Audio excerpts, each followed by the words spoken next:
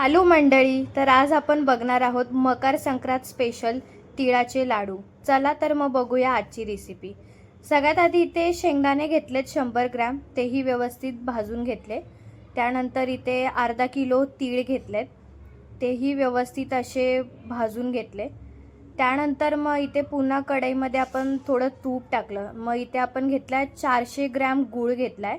अर्धा किलोच्या तिळाला 400 ग्रॅम गूळ घेतला आणि तो व्यवस्थित असा तोही वितळून घेतला। त्यानंतर मग इथे आपण टाकले वेलची पूड टाकली आणि जे भाजून घेतलेले तीळ होते ते त्याच्यामध्ये टाकून घेतले आणि शेंगदाणे जे घेतलेले त्याचा थोडासा असा कूट करून घेतला आणि तोही त्याच्यामध्ये टाकून घेतला।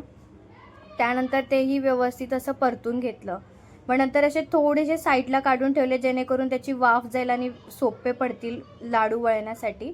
मग इथे बघू शकता तुम्ही असे किती छान आणि मस्त असे लाडू वळून तयार होत आहेत। तर तुम्हीही नक्की एकदा ट्राय करा।